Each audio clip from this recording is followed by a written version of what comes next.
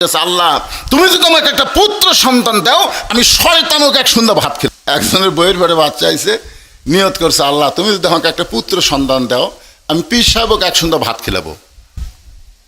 আল্লাহ একটা কন্যা সন্তান দিছে, আর ভাত কিরান লাগে।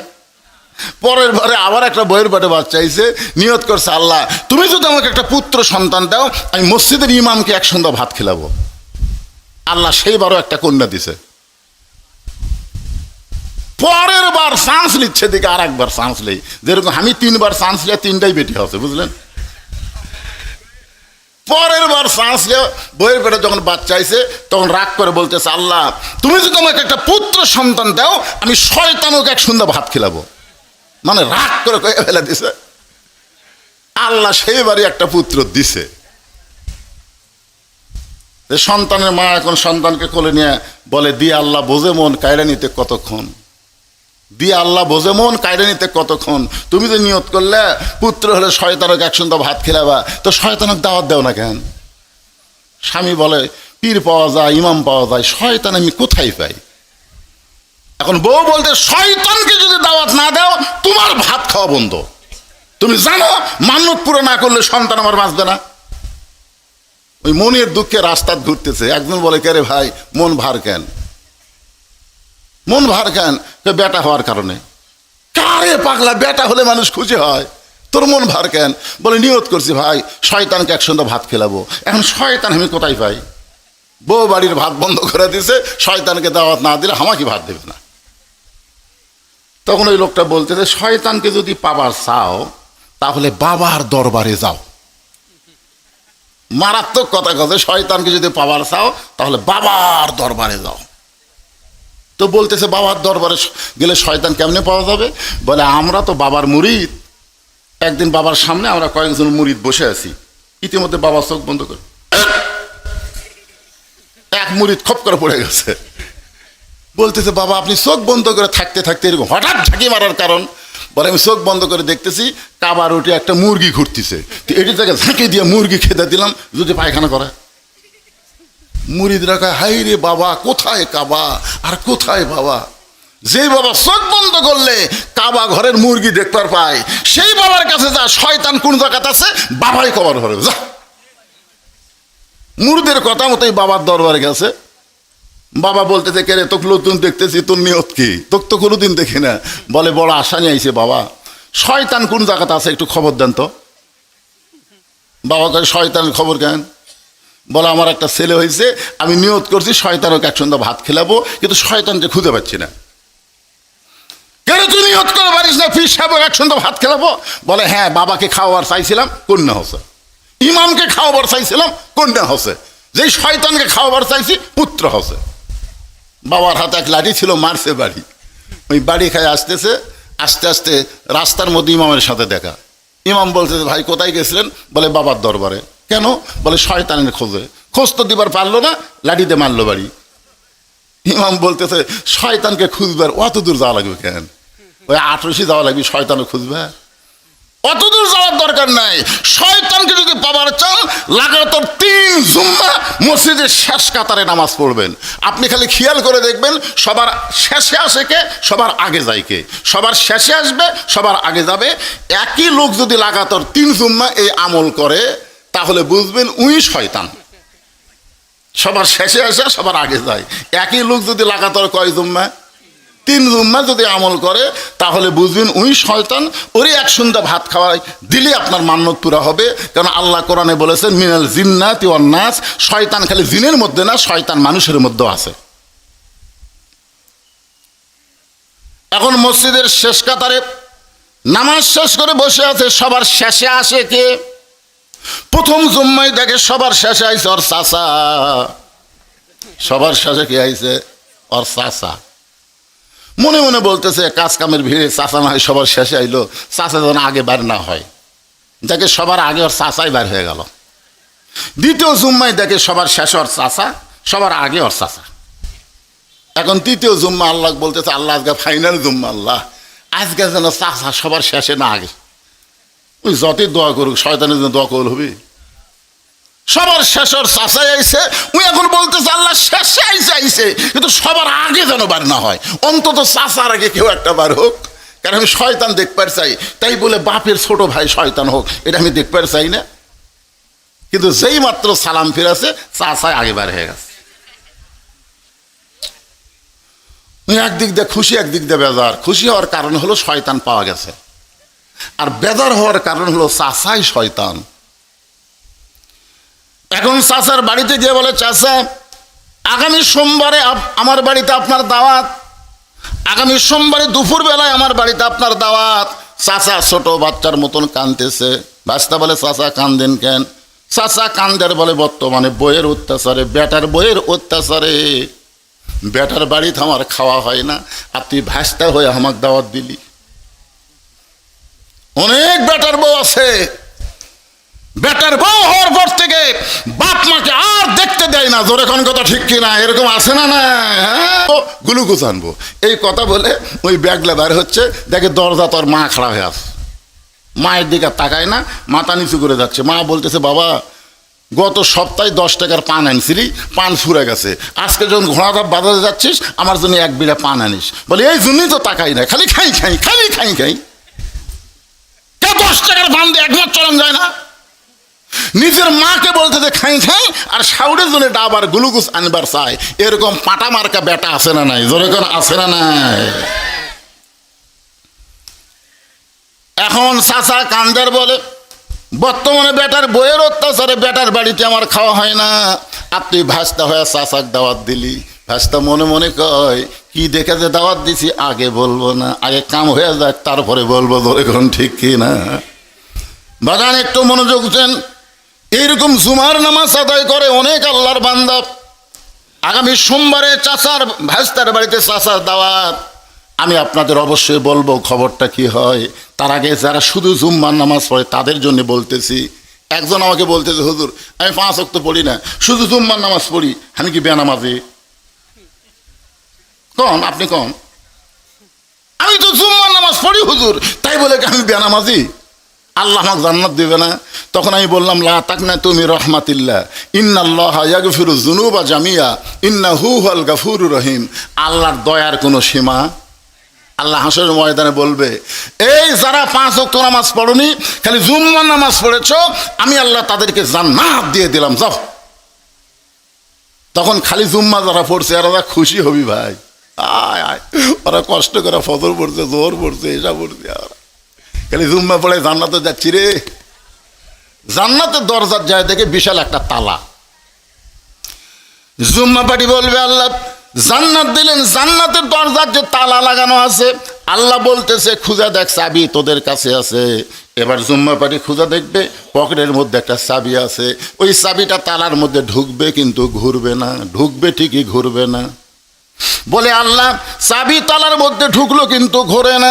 আল্লাহ বলে তালার মধ্যে 5টা দাগ আছে, তোর চাবির মধ্যেও 5টা দাগ থাকা লাগবে, দাগে দাগে মিল হবে, কুটটুস করে তালা খুলবে। তোর চাবির মধ্যে দাগ আছে, তাই তেল তেলা। আল্লাহ কিসের 5টা দাগ? আল্লাহ বলবেন ফজর, জোহর, আসর, মাগরিব, এশা, এই 5 ওয়াক্ত নামাজ যারা পড়বে, আসসালাতু মিফতাহুল জান্নাহ, তাদের চাবিটা জান্নাতের দরজা খুলে যাবে। জোরে বলেন সুবহানাল্লাহ। তাহলে ঈমানকে রক্ষা করতে গেলে 1 নম্বর ইবাদতের নাম কি? আরো জোরে বলেন, নামাজ। পুরুষ মানুষের জন্যে 1 নম্বর ইবাদতের নাম হলো নামাজ। কিন্তু যারা নারী, এই তেল ধাপের মরদেরা, আপনারা মরদ মানুষ, আপনাদের জন্য 1 নম্বর আমল হলো নামাজ। কিন্তু যারা মেয়ে মানুষ তার জন্য 1 নম্বর আমল কি? আমি চা খাই না ভাই, জীবনেও চা খাই না। এদের ওপর 42 বছর হয়ে গেল আমার ওয়াজের বয়স, চা কেউ খিলাপ পাননি। আমি সেই দিন চা খাবার চাইছি যেদিন আমার সামনে বসা শ্রোতারা সবাই 1 কাপ করে পাবি। কারণ খাওয়ার একটা আদব আছে, একলা খাইও না, সবাই মিলা খাও। জোরে কোন কথা ঠিক কিনা? এক সাহাবী নবীর কাছে 1 গ্লাস দুধ নিয়ে আইছে, এসে বলতেছি, ইয়া রাসূলুল্লাহ এই দুধটা যদি আপনি পান করেন তাহলে আমি খুবই খুশি হই। নবী গিলাসের দিকে তাকালেন আর সাহাবীর দিকে তাকালেন। নবী তাকায় দেখে সাহাবী খুব গরিব মানুষ। সাহাবী খুব কি মানুষ? গরিব মানুষ, 1 গিলাস দুধ। নবী কানে কানে বলে আমার কাছে আসো।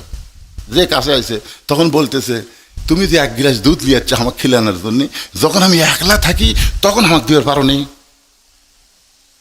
এখন এতগুলা সাহাবীর সামনে আমি ওয়াজ করতেছি আর তুমি 1 গিলাস দুধ লিয়াচ্ছ। তোর কাছে হুজুর আমার বাড়ির তো আর নাই।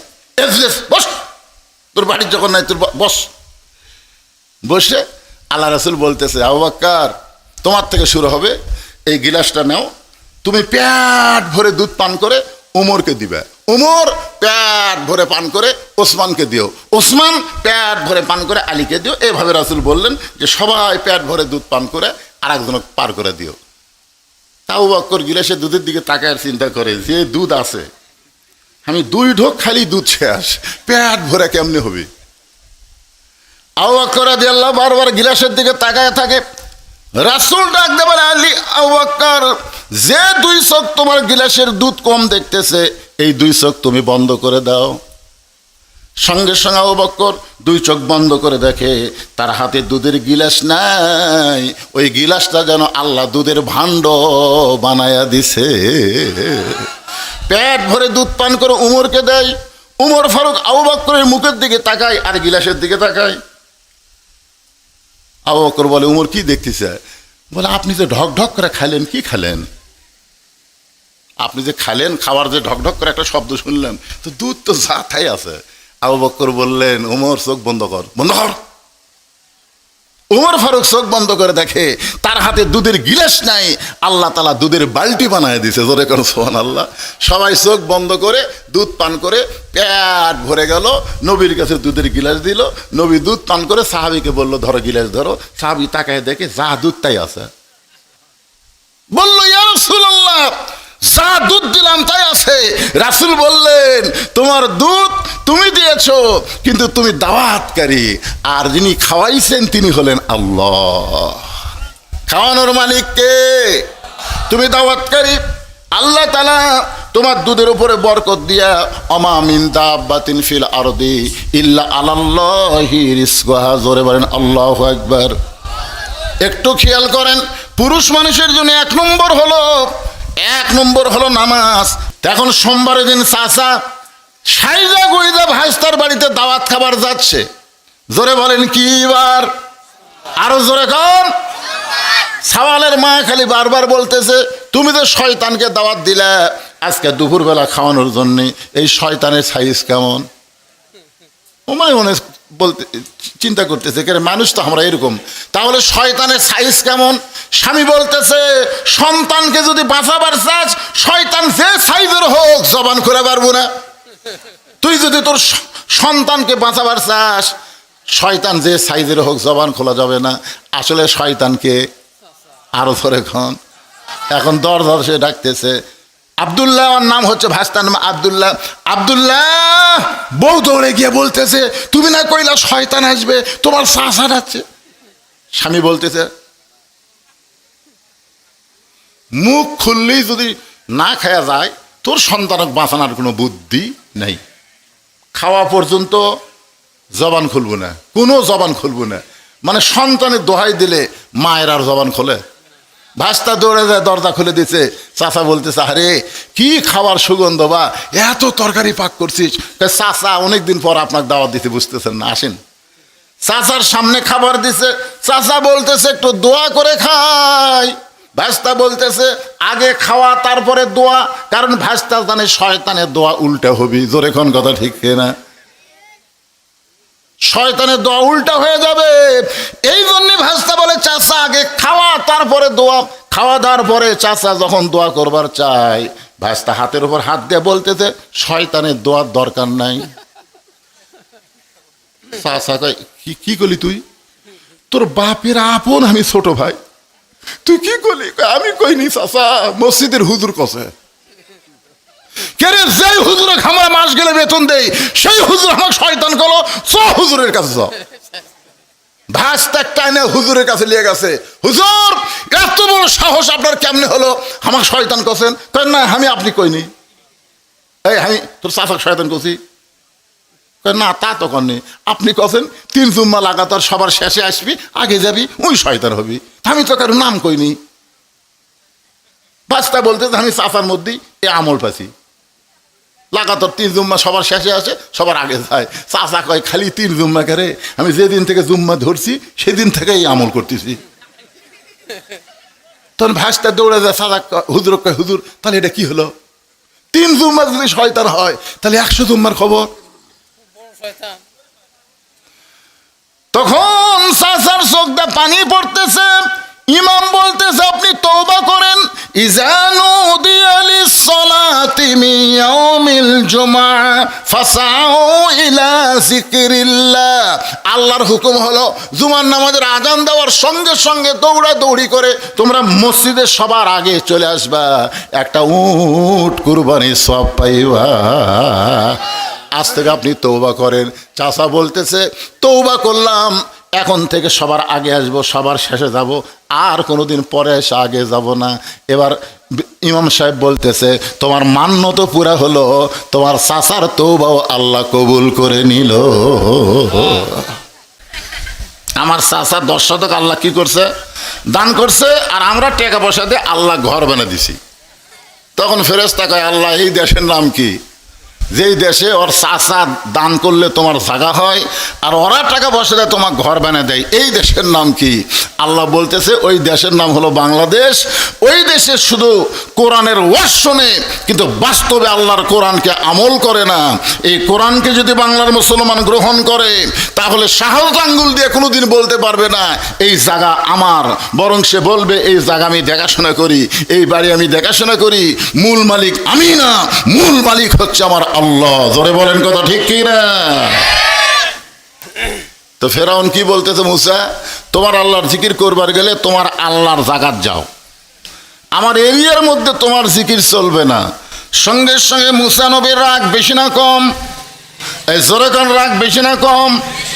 হাত চুলকানো শুরু করছে, হাত চুলকাচ্ছে। আল্লাহ বুঝবার পারছে যে মুসা যে হাত দিয়ে আজরাইল চড় মেরা চোখ কানা করে দেয়, এ হাতের পাওয়ার আছে না নাই? জোরে কোন আছে না নাই? একদিন আজরাইল এসে মুসা নবীকে বলতেছে ওগো আল্লাহর নবী মুসা আপনার জান কবজ করবার চাই।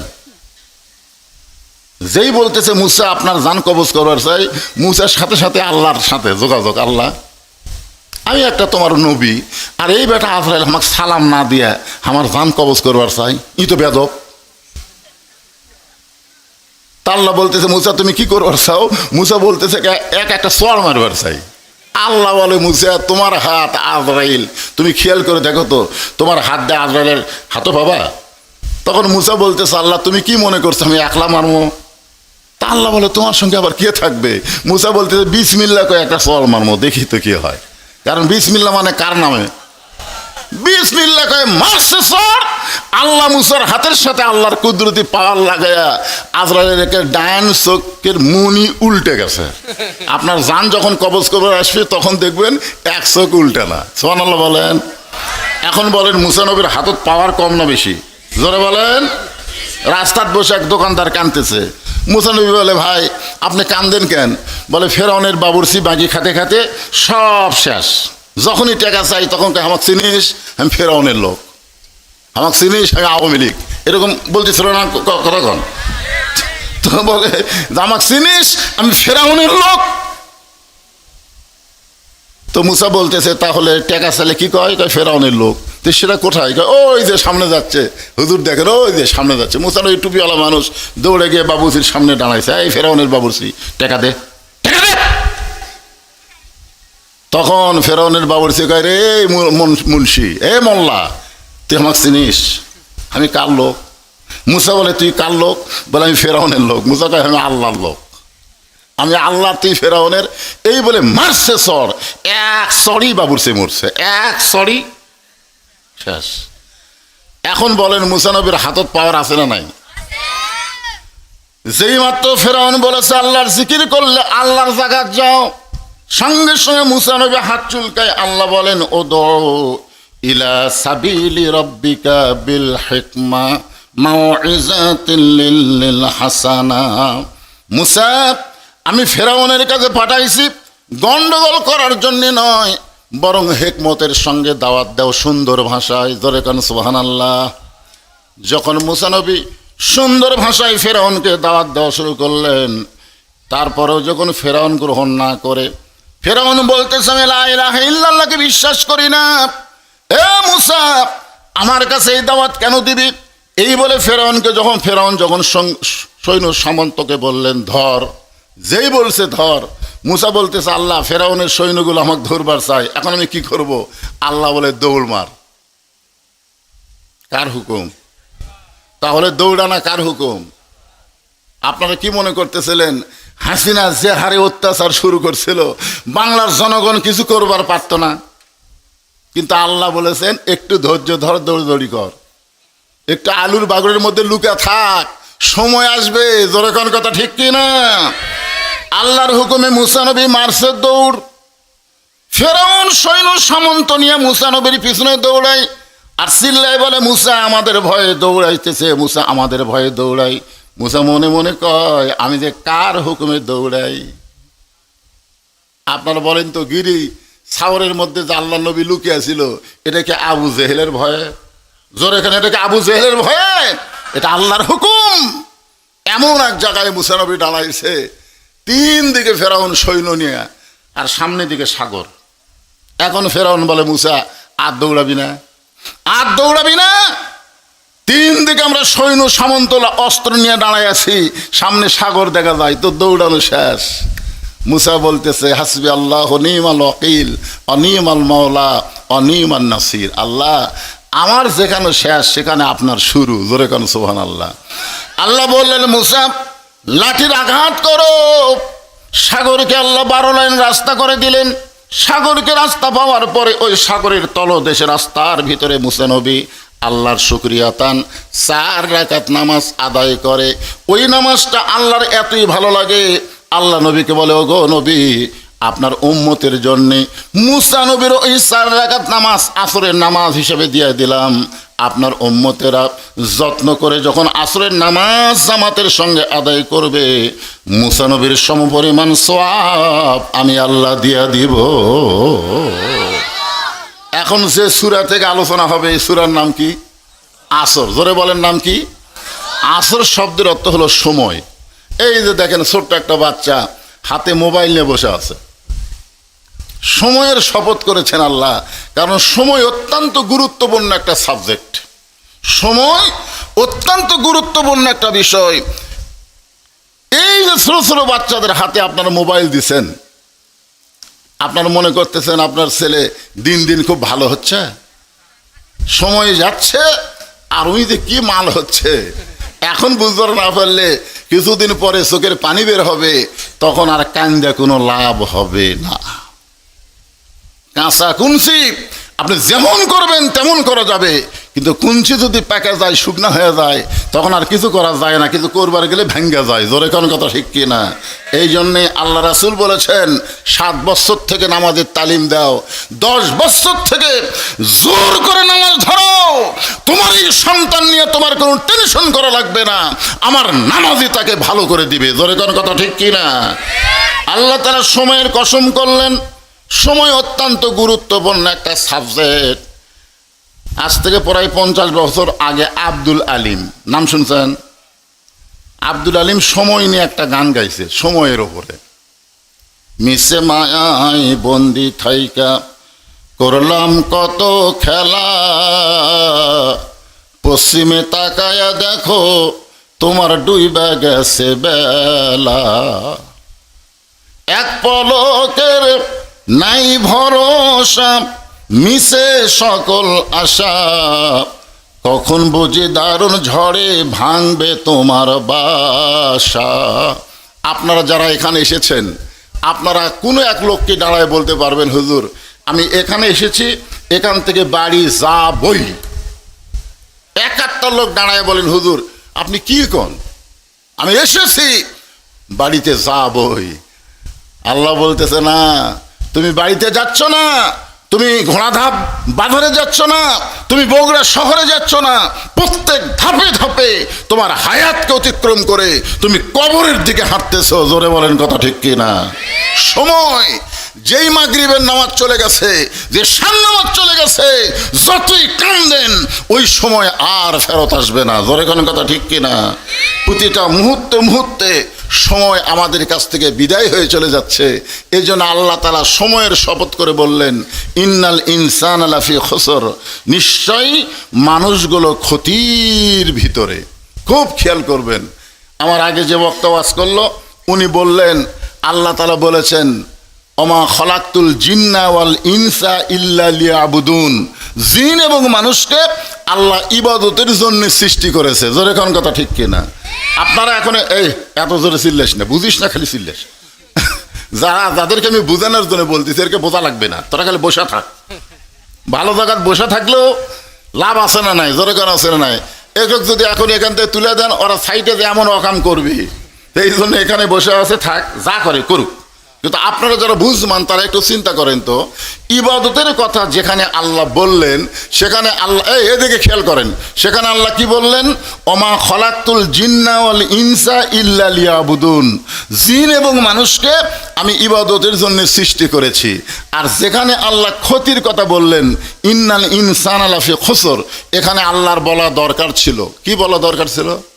ইন্নাল জিন্না ওয়াল ইনসানা লাফি খুসর, নিশ্চয় জিন এবং মানুষ ক্ষতির ভিতরে।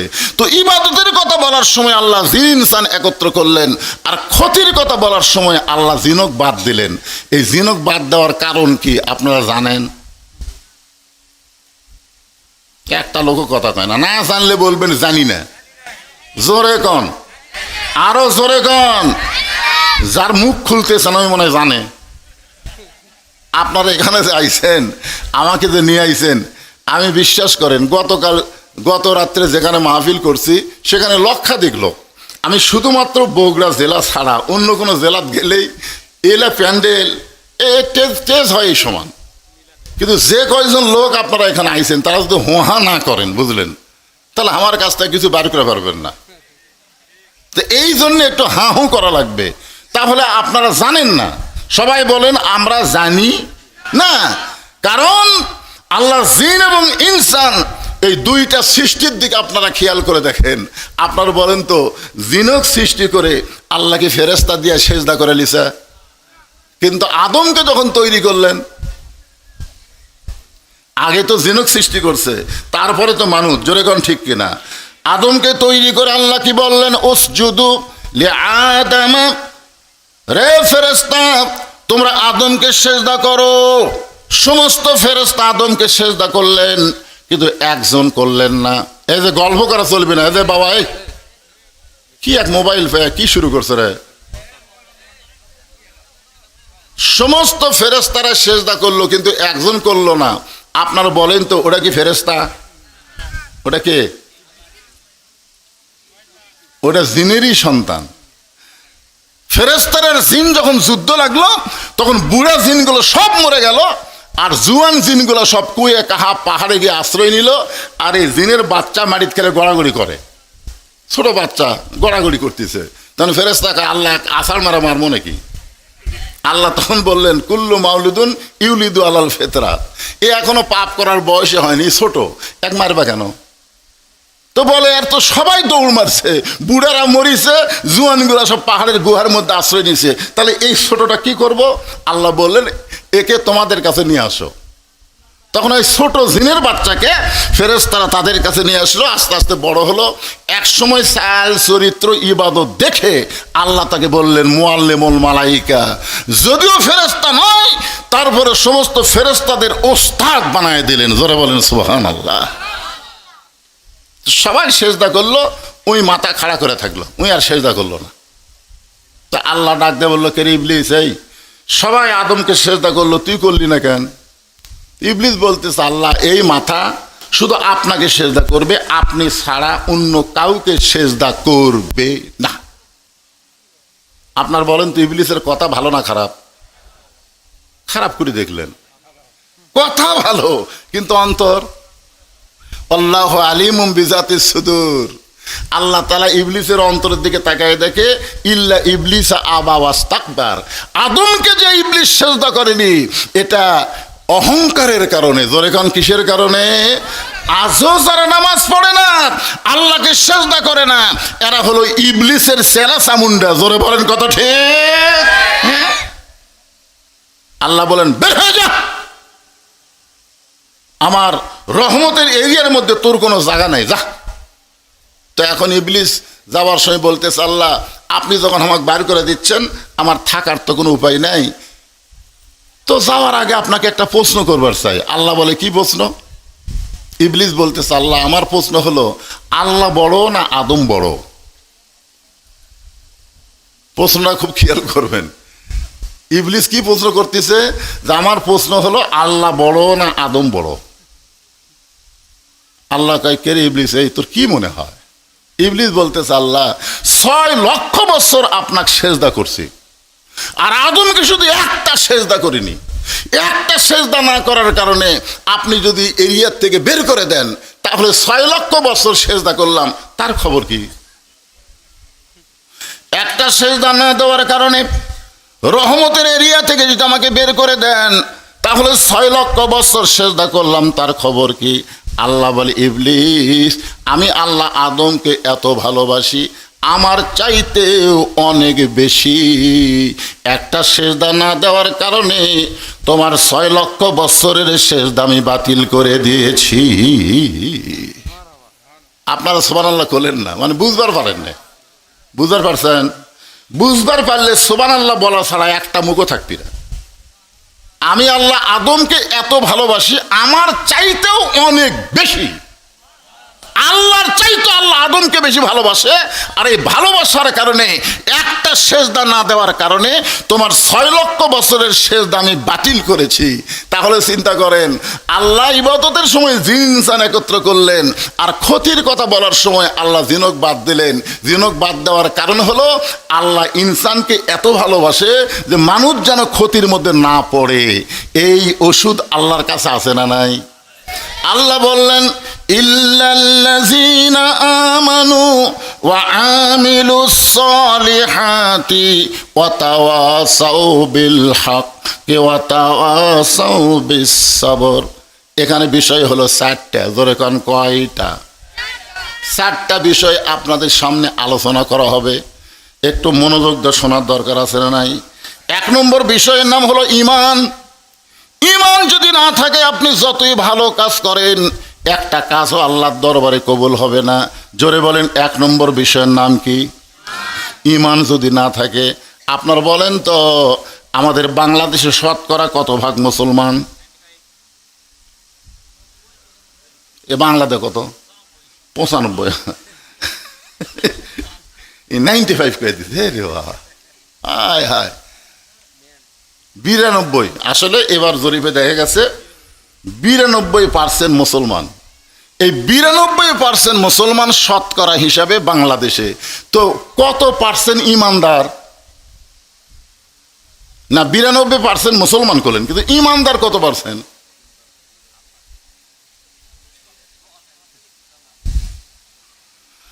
এখন একটা হাদিস আপনাদের বলি, দেখেন তো এই হাদিসটা অনুসারে আপনাদের তেলধাপের মসজিদের খবর কি?